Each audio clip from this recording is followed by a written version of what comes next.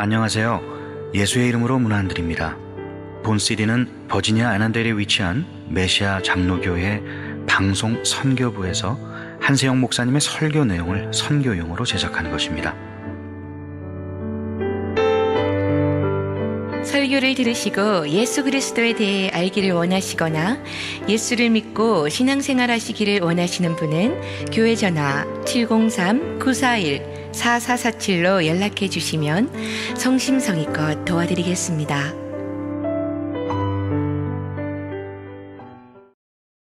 한 주간도 평안하셨습니까? 6월을 회복의 달로 정했는데 회복의 은혜가 주어지고 있습니까?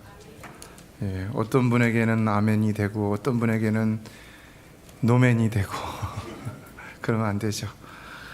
마샤 에번스라는 10대 소녀가 있었습니다. 입주위에 신경 조직이 잘못돼서 수술을 했는데 잘못해갖고 의사가 신경을 건드려서는 입이 완전히 삐뚤어지고 말았습니다. 그러니까 이 아이가 막 화가 나갖고는 친구 만나는 것도 창피해서 못 만나고 학교 가는 것도 못 나가고 또 밖에도 그렇고 집에서도 거의 말을 하지 않았답니다.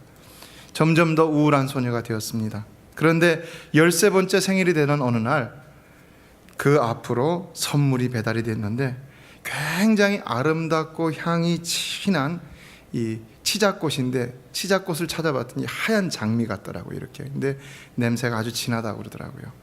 근데 누가 보냈는지 모르는데 이름은 없고 메모 한 장이 적혀 있는데 거기에 이렇게 적혀 있었다는 것입니다. 마샤, I love you. I love you. 이 사람들이 너무 두려운 거예요. 만나기가. 자기 입이 삐뚤어지고 이러니까. 그래 아무도 안 만나고 오랫동안 이렇게 혼자 지내면서 힘들어했는데 누가 아름다운 꽃과 아름답고도 향기가 진한 꽃을 보내면서 I love you라고 이렇게 써서 보냈다는 겁니다.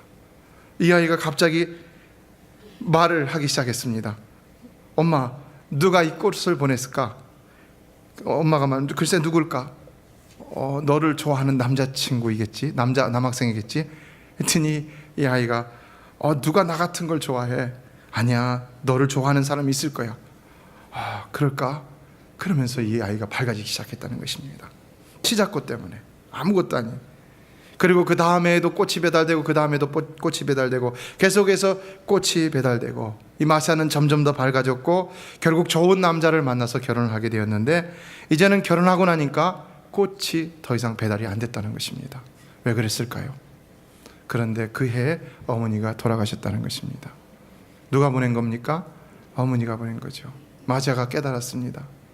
나를 이렇게 밝게 만들고 내 삶을 이렇게 성공적으로 이끌었던 것은 꽃이 아니라 바로 어머니의 사랑이었던 것이다. 여러분, 저는 확신합니다. 사랑만 있으면 회복될 수 있는 줄로 믿습니다. 하나님의 사랑만 여러분 가운데 가득 채워지고 느껴지고 경험되어진다면 분명히 여러분의 삶은 어떤 어두운 순간 가운데 있을다 할지라도 반드시 그 가운데서 회복되는 역사를 체험하게 될 줄로 믿습니다. 또한 우리의 사랑도 능히 상처받은 사람들의 마음을 회복할 수 있는 것이죠. 저는 항상 느낍니다. 대부분의 모든 문제는 어떤 일의 결핍에서 생기는 것이 아니라 사랑의 문제에서 생기는 것이다. 무엇이 어쩌고 저쩌고 해도 결국 보면은 다 사랑의 문제더라는 것입니다. 그래서 지난 시간 요한일서 4장의 말씀을 가지고 사랑에 관한 말씀을 드렸죠. 하나님은 인간의 모든 문제를 십자가 사랑 하나라는 것으로 다 해결해 주셨습니다. 믿으십니까? 십자가 사랑 하나로 해결해 주셨어요. 다른 어떤 거 아닙니다. 십자가 사랑 하나로 해결해 주셨어요. 거기서 우리의 모든 삶이 진정 회복되기 시작했죠. 또 저는 거기서 여러분이 또 서로 사랑함으로써 그 하나님의 사랑을 본받을 것을 말씀드렸습니다. 사랑이라는 거 쉽지 않습니다. 왜냐하면 사랑이라는 것은 참으로 그 성격상 능동적이지 않으면 진실된 사랑이라고 할 수가 없기 때문입니다. 그래서 여러분이 남편이나 이럴 때 보면은 아내 되신 분들은 남편들이 이게 사랑한다고 얘기를 안 하면은 사랑하는 줄 모르죠. 잘. 물론 사랑하는데도 불구하고 사랑하는 줄 잘 모릅니다. 이게 사랑이 능동적으로 표현이 되지 않으면은 사랑은 참 사랑이라고 말하기 힘들다는 것입니다. 그런데 더 놀라운 사실은 성경을 보면은요, 제가 지난주에 말씀을 전하고 말씀을 다시 묵상하면서 마음 가운데 오는 것은 하나님이 우리에게 요구하시는 사랑은 능동적이다 못해서 일방적이어야 한다는 것입니다. 일방적이다. 그래서 하나님의 사랑을 어떤 사랑이라고 말합니까? 우리가 짝사랑이라고 말하죠. 하나님은 우리를 향하여 짝사랑하십니다. 하나님은 우리를 일방적으로 사랑하시는 줄로 믿습니다. 요한일서 4장 10절을 보면요, 이 말씀을 잘 한번 읽어볼까요? 같이 시작.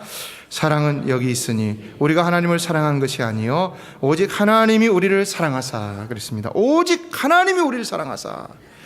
하나님이 우리를 먼저 사랑하셨다는 말이 아닙니다. 오직 하나님이 우리를 사랑하사.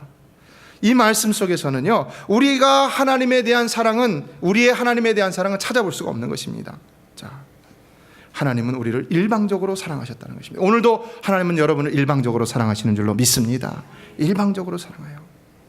그런데 또 그러므로 이와 같은 이 일방적인 사랑을 받은 자들로서 하나님은 우리로 하나님을 사랑하라, 내가 너희를 사랑했으니 너도 나를 사랑하라고 말씀하지 아니하시고 그 뭐라고 말씀하십니까? 그 다음에 보면은 우리가 지난 시간 살펴봤죠. 오히려 서로를 사랑하라고 말씀하고 있다는 것입니다.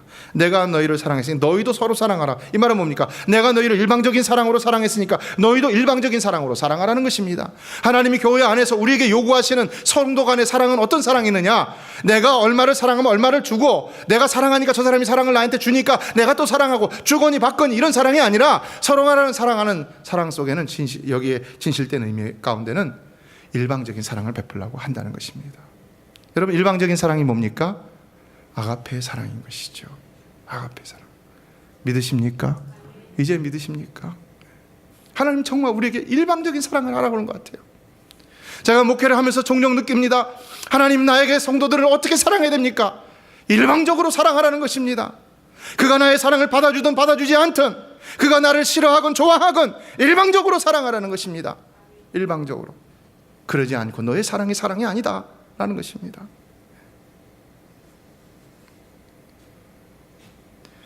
그래서 고린도전서 13장 4절로 7절을 보면 이런 말씀이 있습니다. 사랑은 오래 참고, 그렇죠, 자기의 유익을 굳지 않고 모든 것을 믿으며 모든 것을 바라며 모든 것을 견디느니라.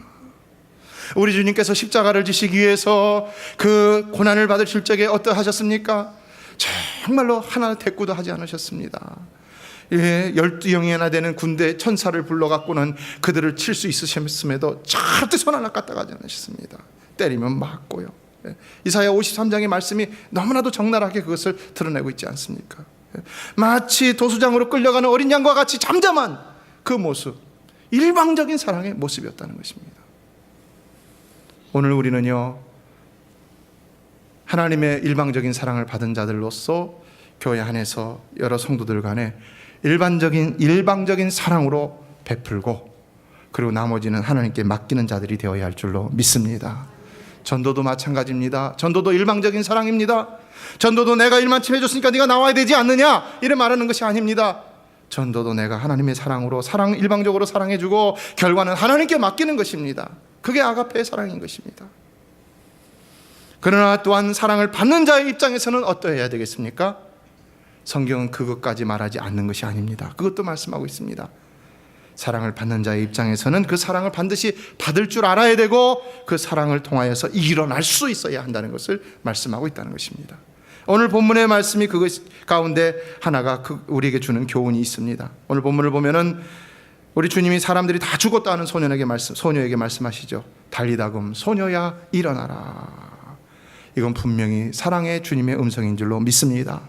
오늘 여러분에게도 이 음성이 들려주는 줄로 믿습니다. 달리다금 일어나라, 일어나라, 일어나라. 아니, 매일 강단을 통하여서 하나님은 여러분에게 일어나라고 하나님의 말씀을 주시는 줄로 믿습니다.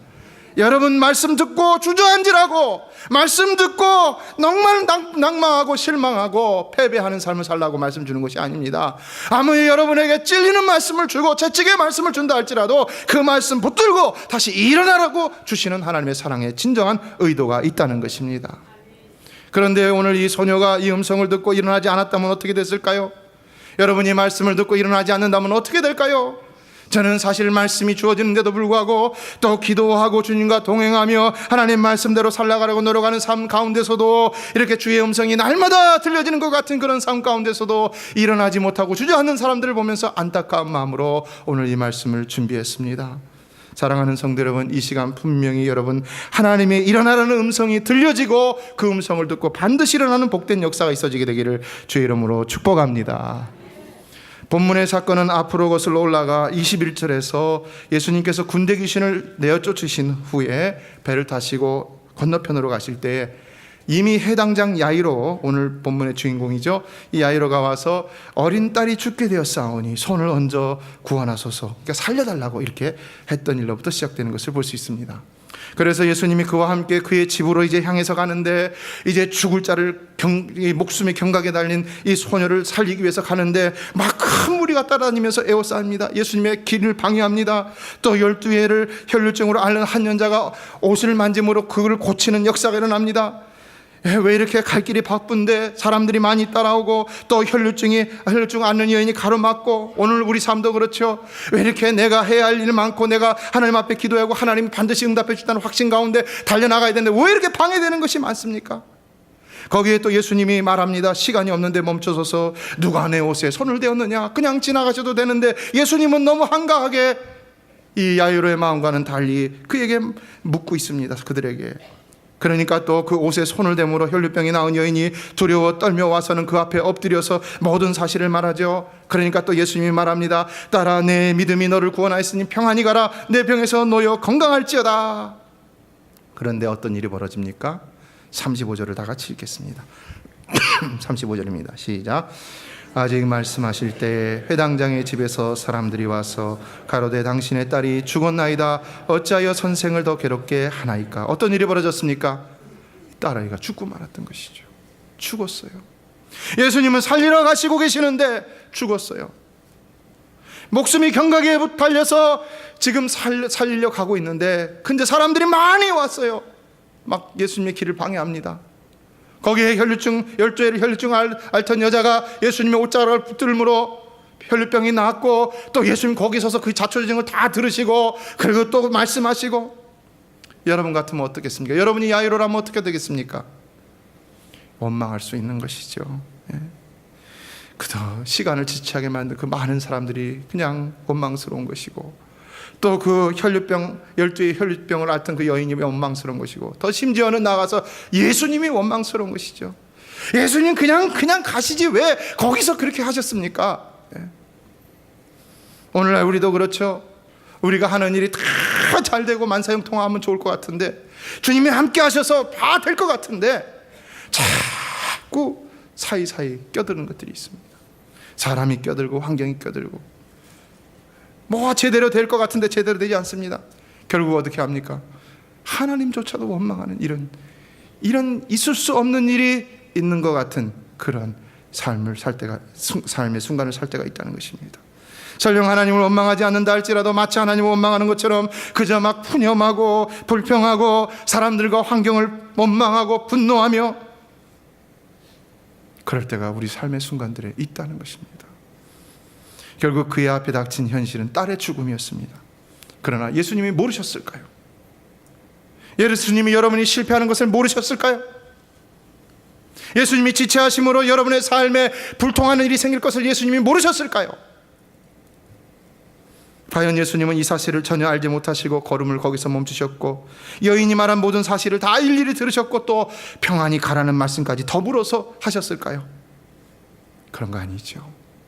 사랑하는 성도 여러분, 우리 주님은 우리의 모든 과거와 현재와 미래를 다 알고 계시는 줄로 믿습니다. 다 알고 계십니다.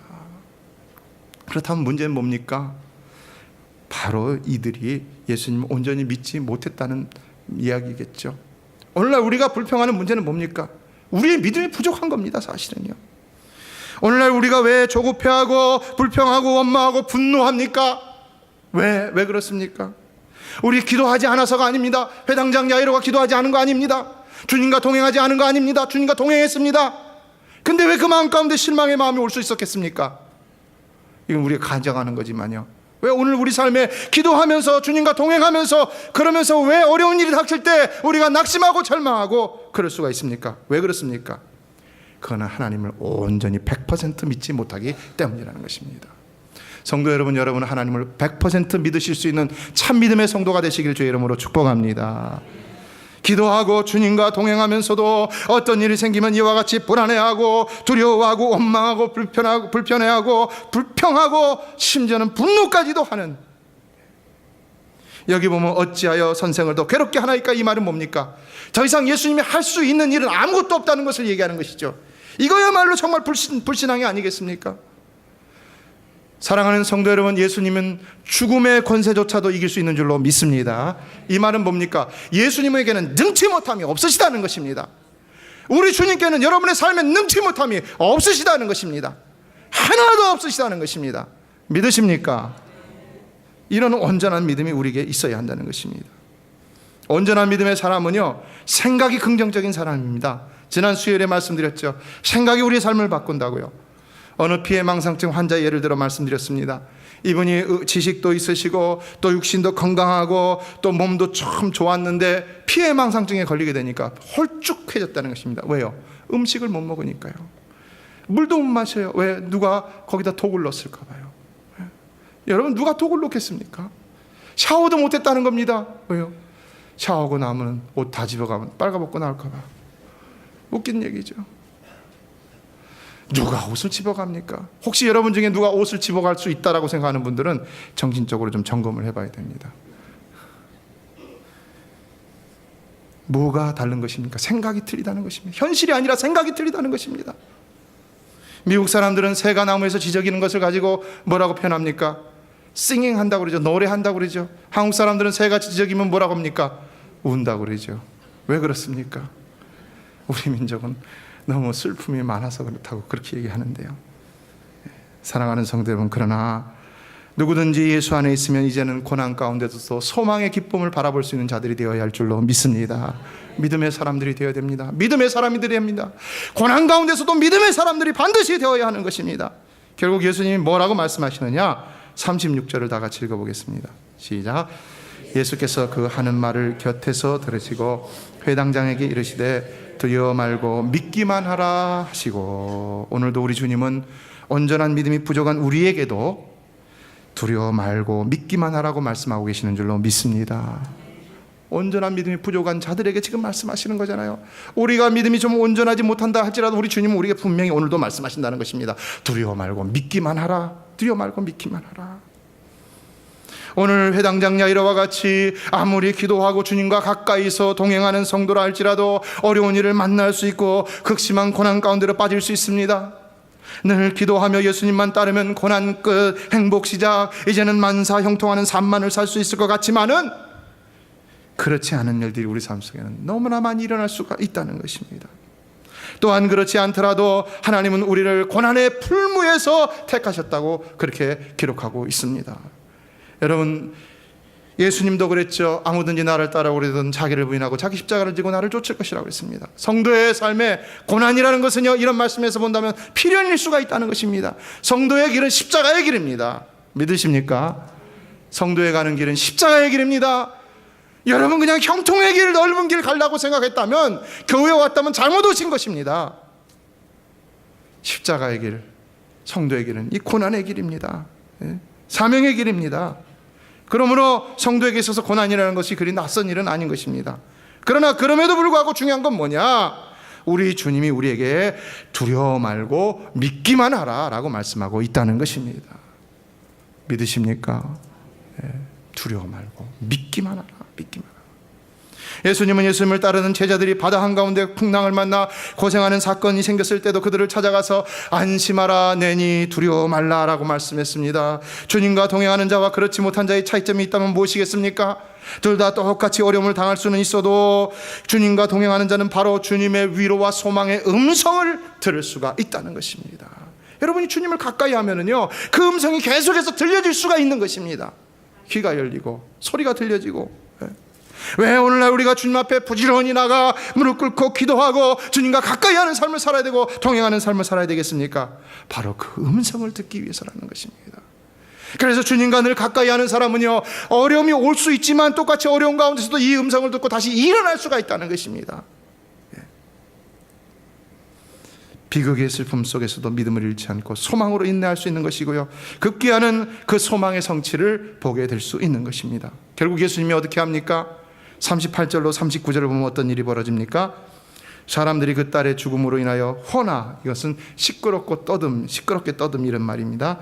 허나하고 울며 심히 통곡함을 보시고 너희가 어찌하여 허나하며 우느냐, 이 아이가 죽은 것이 아니라 잔다. 그런데 40절 상반절을 보면 뭐랍니까? 저희가 비웃더라. 뭘 가르쳐주고 있습니까? 예수님의 시각과 사람들의 시각이 다르다는 것을 우리에게 가르쳐주고 있는 것이죠. 예수님이 모르고 그렇게 시간을 지체하신 것이 아니라는 것입니다. 예수님은 다 알고 계셨고 그 아이는 죽은 것이 아니라 예수님의 관점에서 보셨을 적에는 잠을 자고 있었을 뿐이라는 것입니다. 그러므로 그렇게 지체하셨다는 것입니다.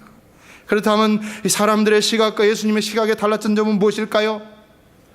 바로 사람들에게는 육신의 눈만 있었던 것이지 영의 눈은 없었던 것이죠. 그러나 우리에게 구체적인 영의 눈은 무엇입니까? 믿음의 눈인 것입니다. 사랑하는 성도 여러분, 우리는 어떤 사물이든 세상이든 모든 역사든 믿음의 눈으로 바라볼 수 있는 자들이 되어야 할 줄로 믿습니다. 믿음의 눈입니다. 영화는 바로 믿음의 눈인 것입니다. 히브리서 11장 1절은 말하죠. 다 같이 한번 읽어볼까요? 시작. 믿음은 바라는 것들의 실상이요 보지 못하는 것들의 증거니. 뭘 얘기합니까? 믿음은 눈이라는 것입니다. 바라는 것들의 실상이요, 바라는데 보는 거예요. 보지 않는데 보이는 거예요. 눈이에요, 눈.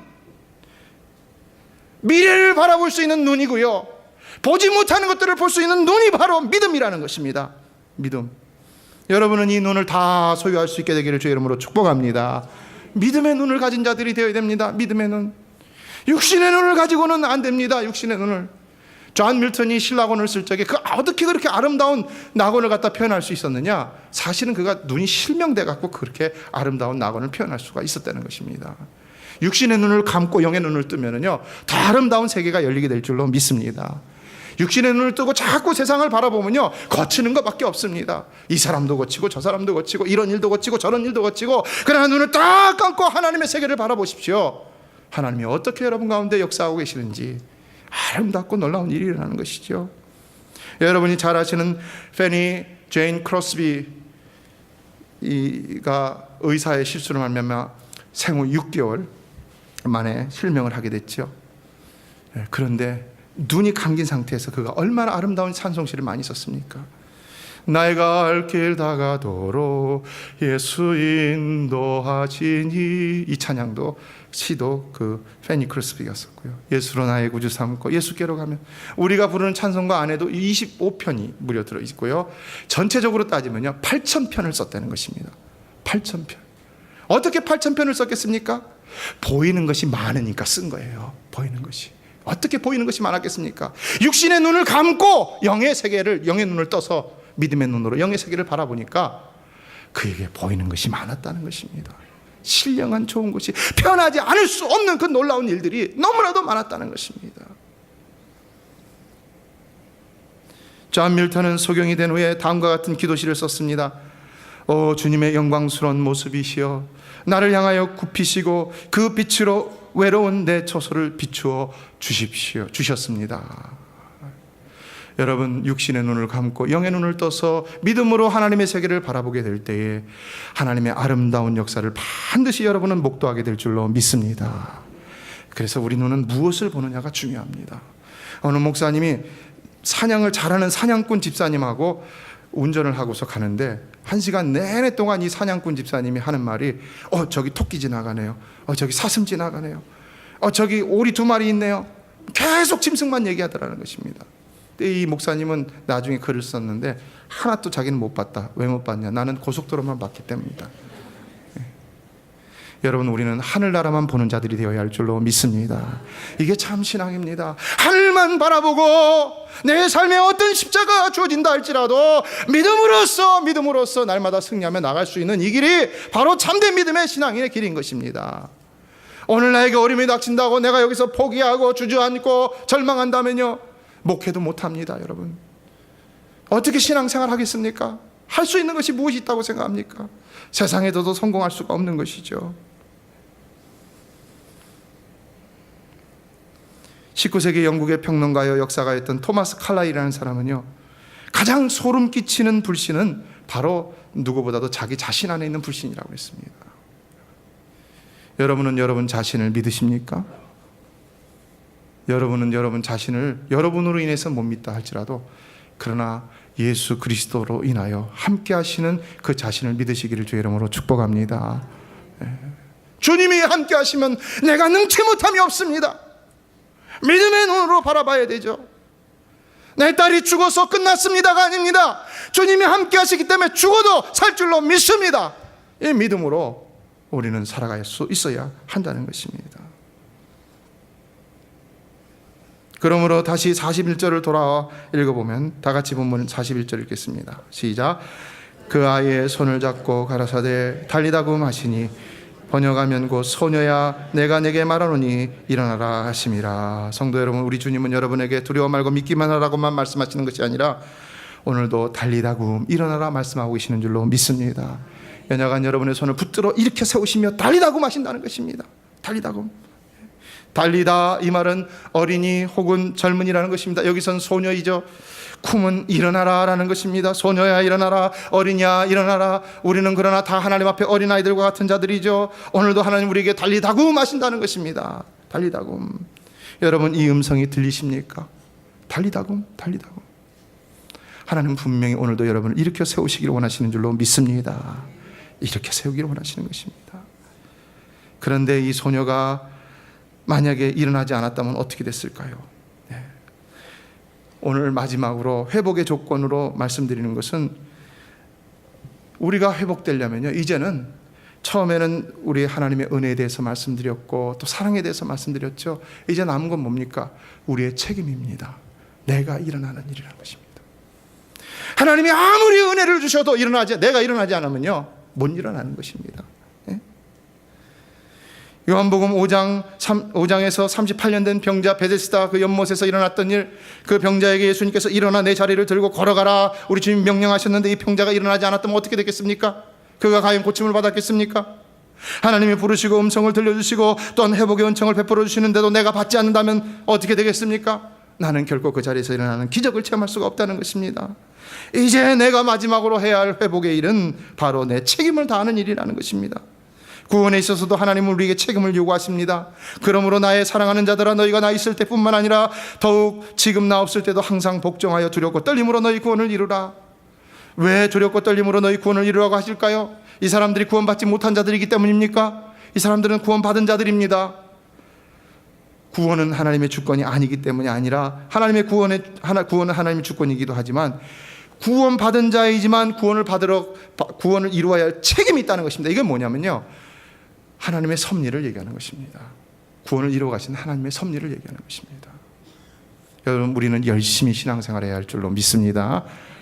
그래야 구원받을 수 있는 줄로 믿습니다. 왜 아멘을 못하세요? 그래야 구원받을 수 있습니다. 이게 헷갈리면 안 됩니다, 여러분.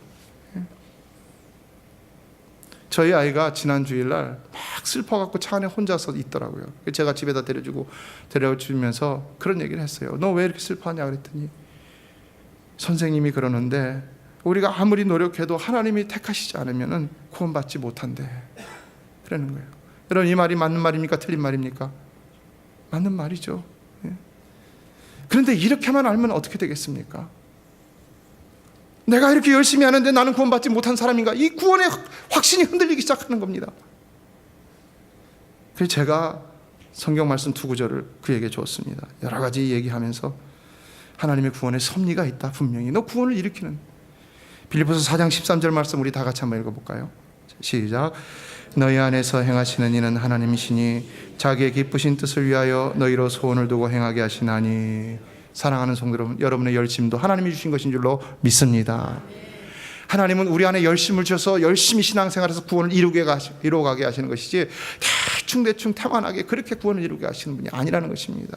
물론 우리가 범죄하고 죄악 가운데 하나님의 불가항력적인 은혜로서 확 우리를 뒤집어 놓으셔서 죄악 중에도 우리를 구원하실 수가 있지만, 그런 구원의 은혜를 입은 우리 안에는 하나님이 성령으로 기쁘신 소원을 두고 역사하심으로 죽도록 충성하며 열심을 가지고 주를 섬기게끔 만들고야 만친다는 것입니다.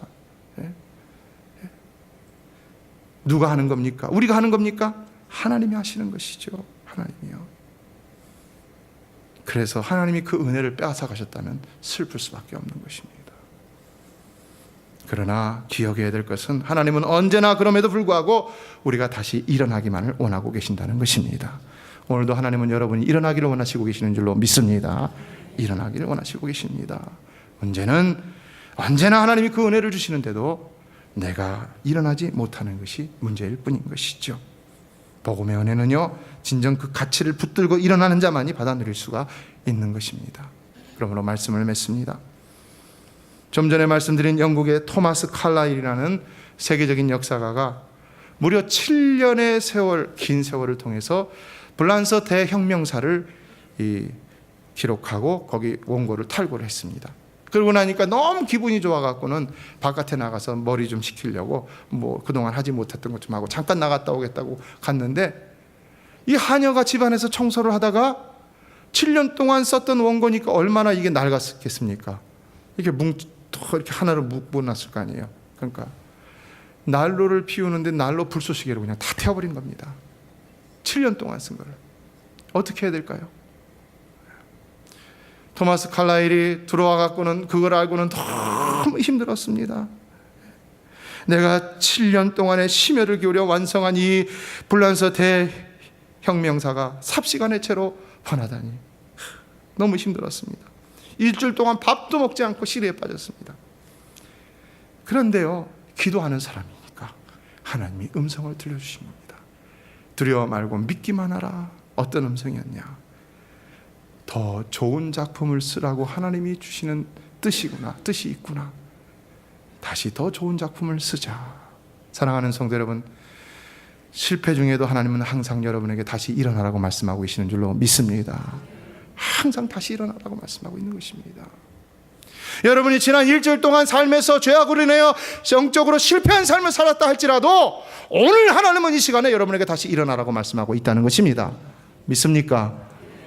여러분이 사업에 실패했다 할지라도, 관계에 실패했다 할지라도, 도덕적으로 윤리적으로 실패했다 할지라도 하나님은 오늘 이 시간을 통해서 여러분에게 다시 일어나라고 말씀하고 있다는 것입니다. 매주일. 그래서 이 사람이 다짐을 하고는 진짜로 7년, 여기 불란서 대혁명사를 썼는데 또 7년이 걸렸다는 겁니다. 어떻게 됐을까요? 이게 명작이 됐다는 것입니다. 더 놀라운 작품이 나타났던 것을 볼 수 있죠. 그러나 만일 그가 7년 쓰고 난 다음에 원고가 다 잿더미가 됐을 때 쓰지 않았다면 어떻게 됐겠습니까? 만약 거기서 다시 일어나는 주의 음성에 그가 순종하지 않았다면 어떻게 됐겠습니까? 그는 이런 놀라운 영광을 얻을 수가 없었던 것이죠. 사랑하는 성도 여러분, 오늘 주님이 여러분에게 말씀하시는 그 음성을 반드시 듣고 일어설 수 있는 여러분 되시길 주의 이름으로 축원합니다. 베드로가 사도행전 3장 6절에서 은과 금은 내게 없거니와 내게 있는 것으로 내게 주노니 곧 나사렛 예수 그리스도의 이름으로 걸으라 할 때 그가 일어나 거고 뛰기도 하고 그랬다고 그랬죠. 여러분, 우리에게 아무것도 없어도 예수 그리스도의 이름만 있다면, 그 이름을 믿는 믿음만 있다면 우리는 얼마든지 하나님의 다시 일어나는 음성을 듣고 일어나 그 놀라운 은총을 누릴 수 있는 자격이 있는 줄로 믿습니다. 꼭 이 음성을 듣고요, 어떤 시리 가운데서 다시 마음 가운데 그걸 새김으로 인하여 여러분의 먼저 내면이 또 머리가 싹 다 변화될 수 있는 그 놀라운 회복의 은총이 이 6월이 지나가기 전에 반드시 주어지게 되기를 주의 이름으로 축원합니다. 메시아 장로교회는 아난데일 236 리틀 리버 턴파이크 선상에 있으며 디자인 안경과 알라딘 서점 옆에 있습니다. 주소는 4313번 마크햄 스트리트, 애난데일 버지니아 22003입니다. 성경은 주 예수를 믿어라. 그리하면 너와 내 집이 구원을 얻으리라 하셨습니다. 이 CD를 들으시는 분께서 예수를 믿지 않으셨다면 꼭 예수를 믿고 죄악된 세상에서 구원을 받을 수 있도록 기도하겠습니다.